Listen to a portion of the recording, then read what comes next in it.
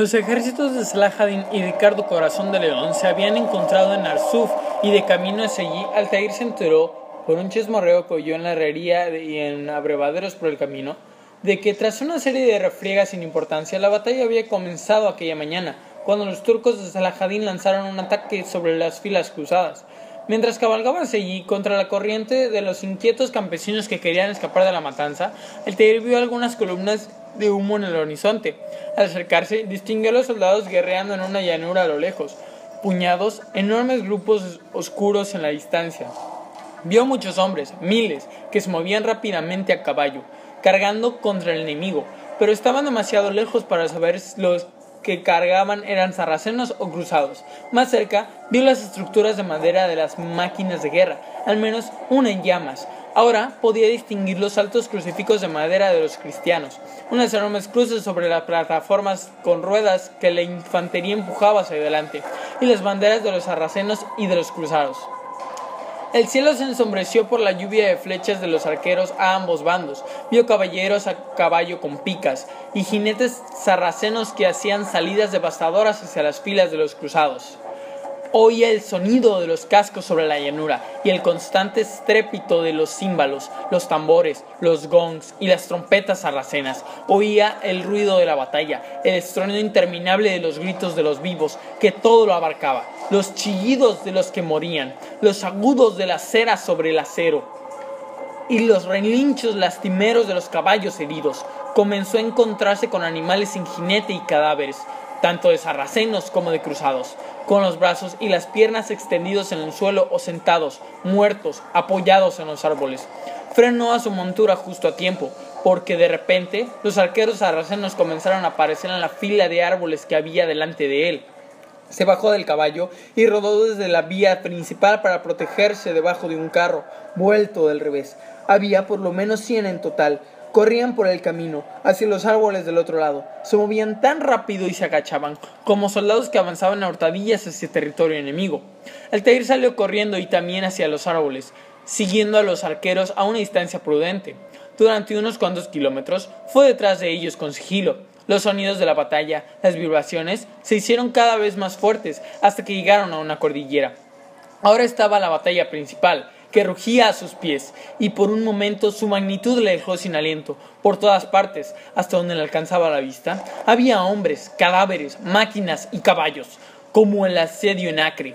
Se encontraba en medio de un conflicto fiero y salvaje, sin ningún bando propio. Lo que tenía era la orden, lo que tenía era una misión que proteger. Debía detener a la bestia que sin darse cuenta había desatado. A su alrededor, en la cordillera, también había cadáveres, como si hubiera habido una batalla hacía un rato, y desde luego que la había habido. Quien consiguiera la cordillera tenía la ventaja de la altura, así que era probable que se disputara despiadadamente.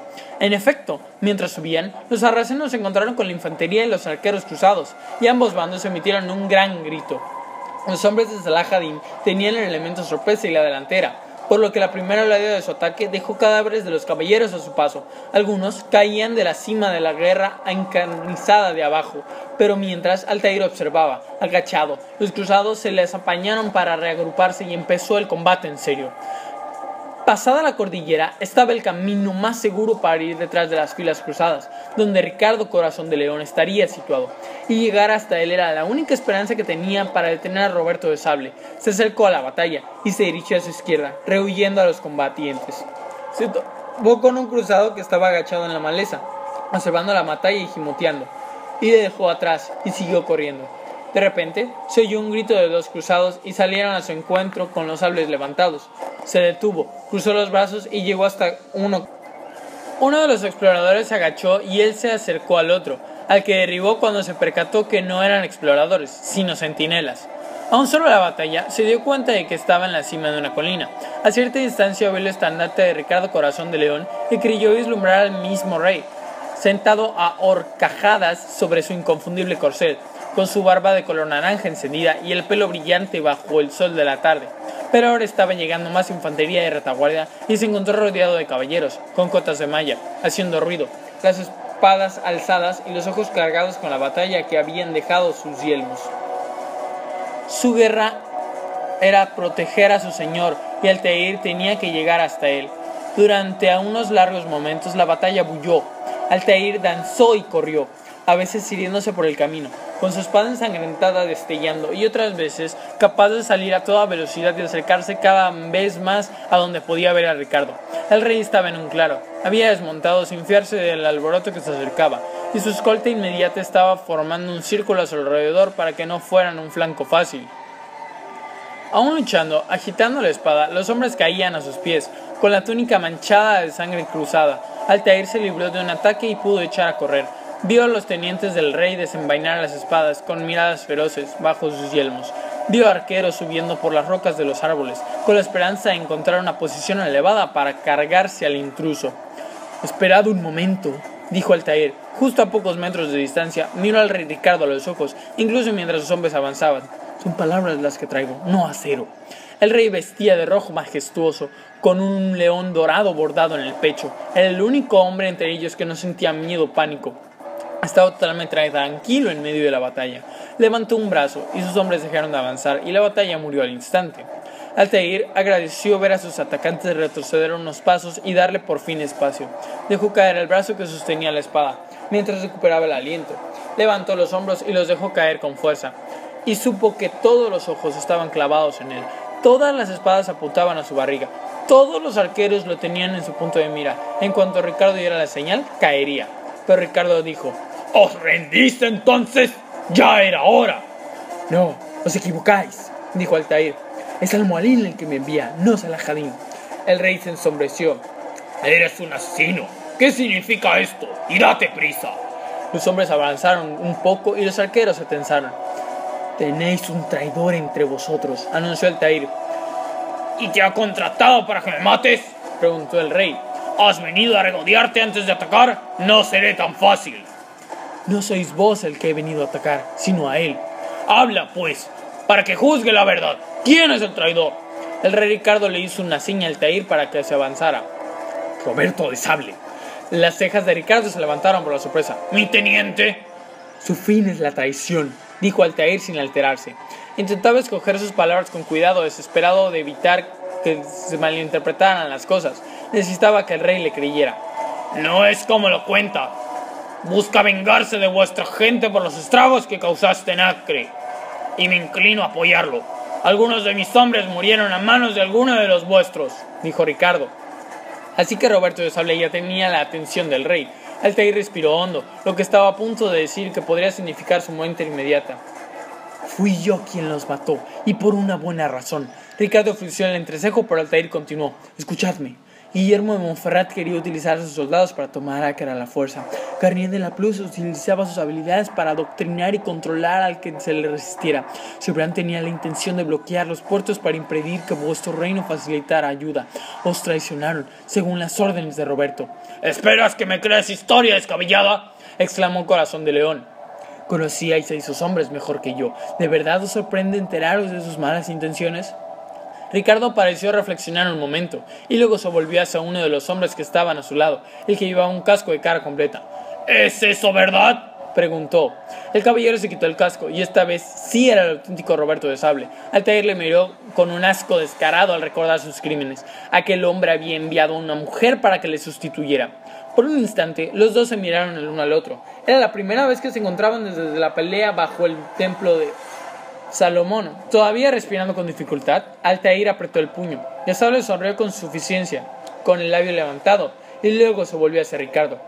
«Mi señor», dijo con un tono exasperado, «es un asesino, el que está ante nosotros. Estas criaturas son maestros de la manipulación. Por supuesto que no es verdad. No tengo motivos para engañaros», dijo Altair bruscamente. «Oh, claro que sí», dijo de Sable con desdén. «Tienes miedo de lo que ocurrirá a tu pequeña fortaleza. ¿Podrá resistir al poder conjunto de los ejércitos sarracenos y cruzados?». Sonrió como si ya estuviera imaginándose la caída de Masyaf. «Me preocupa la gente de Tierra Santa. Si tengo que sacrificarme para que haya paz, que así sea», replicó Altair. Ricardo los había estado observando con una expresión de desconcierto. «Esta es una situación extraña. Os acusáis el uno al otro». «No es momento para esto. Tengo que marcharme para reunirme con Saladino y conseguir su ayuda. Cuanto más nos retrasemos, más difícil será», dijo de Sable. Hizo como si se marchara, esperando sin duda que el asunto se hubiera terminado. «Espera, Roberto», dijo Ricardo y apartó la vista de Roberto de Sable para volver a mirar a Altair. Con un bufido de frustración, de Sable preguntó bruscamente: «¿Por qué? ¿Qué es lo que dice este asesino?». Señaló a Altair, que vio en los ojos de Roberto que quizá el rey Ricardo tenía sus dudas. Tal vez incluso se inclinaba a creer la palabra de un asesino antes de que la de un templario. Altair contuvo la respiración. «Es una decisión difícil», contestó el rey, «y no puedo tomarla solo. Debo dejarla en manos de alguien más sabio que yo». «Gracias». «No, Roberto, tú no». «Entonces, ¿quién?». «El Señor». Sonrió como si estuviera contento de haber llegado a una correcta conclusión. «Que se dedique en un combate. Seguro que Dios apoya a aquel cuya causa sea justa». Altair observó a Roberto con detenimiento. Vio la expresión que reflejó el rostro del templario. De Sable sin duda recordaba la última vez que se habían encontrado, cuando venció fácilmente a Altair. Altair estaba recordando el mismo encuentro y se decía a sí mismo que ahora era un guerrero distinto. La última vez le había perjudicado la arrogancia, el motivo por el que le había derrotado con tanta facilidad. Estaba intentando no acordarse de la gran fuerza del caballero, cómo había cogido a Altair para tirarlo sin apenas esfuerzo, como si levantara un casco de trigo. Aunque de Sable sí lo recordaba, y se volvió hacia el rey Ricardo con la cabeza gacha en señales de aprobación. «Si es lo que deseáis», dijo. «Sí». «Así sea. ¡A las armas, asesino!». El rey y sus hombres de confianza se echaron a un lado mientras los miembros restantes de la escolta formaban un círculo alrededor de Altair y el sonriente de Sable. A diferencia de Altair, no estaba extenuado por la batalla. Llevaba una armadura mientras que Altair solo tenía una túnica. No había sufrido los cortes y los golpes que Altair había recibido en su lucha por alcanzar el claro. Eso lo sabía también. Mientras se ponía los guantes de cota de malla y uno de los hombres se acercaba para ayudarle con el casco, sabía que le sacaba ventaja en todos los aspectos. «Así que nos enfrentamos una vez más. Esperemos que presentes mayor desafío esta ocasión», dijo provocando. «No soy el hombre al que te enfrentaste en el templo», dijo Altair levantando la espada. El estruendo de la gran batalla de Arsuf parecía ahora distante. Su mundo se había reducido a nada más que aquel círculo, solo él y de Sable. «A mí me pareces el mismo», dijo de Sable. Alzó la espada para dirigirse a Altair. En respuesta, el asesino hizo lo mismo. Roberto se quedó con el peso cargado sobre el pie de atrás, pues era evidente que esperaba un primer ataque por parte de Altair. Pero el asesino presentó la primera sorpresa del duelo y permaneció inmóvil, esperando a que de Sable atacara. «Las apariencias engañan», dijo. «Cierto, cierto», dijo de Sable con una sonrisa irónica.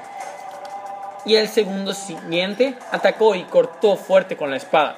El asesino le bloqueó. La fuerza del golpe de Roberto de Sable casi le quita la espada de la mano, pero le esquivó y saltó a un lado para intentar encontrar una vía entre los guardias de su contrincante.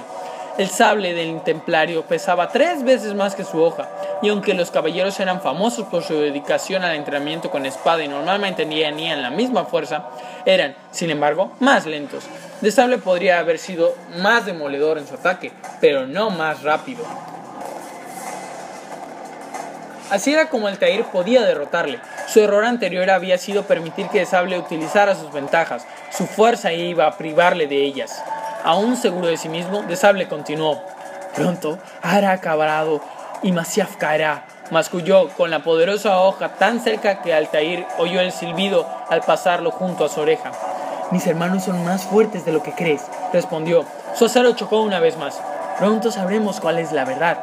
De Sable sonrió con sorna, pero Altair dio un brinco. Se defendió, esquivó y desvió los golpes, abriendo cortes en de Sable y tajos en la malla, con 2 o 3 porrazos sensacionales en su yelmo. Luego de Sable comenzó a retirarse para recuperar fuerzas, tal vez a darse cuenta de que Altair no sería tan fácil de matar como había supuesto. «Oh, así que el niño aprendió a usar la espada», dijo provocativo. «He practicado mucho, tus hombres lo han podido comprobar. Fueron sacrificados por una causa mayor, como tú».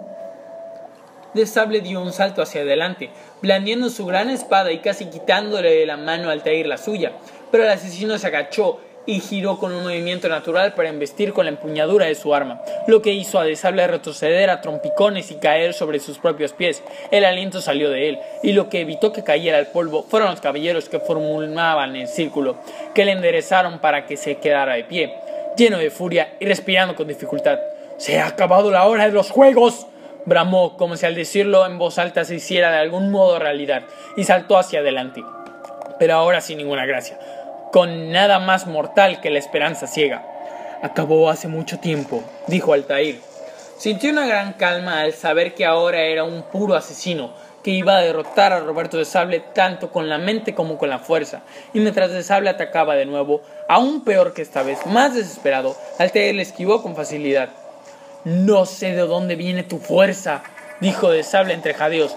«Debes tener algún truco, ¿o son drogas?» «Es como tu rey ha dicho, la rectitud siempre triunfará sobre la codicia». «¡Mi causa es justa!», gritó de Sable, gruñendo mientras alzaba la espada, casi tan lentamente que exasperaba. Altair vio las caras de sus hombres, los vio esperar que diera el golpe definitivo. Y lo hizo. Llevó la espada derecha hacia el centro de la cruz roja que llevaba de Sable y abrió la malla del caballero para perforar su pecho.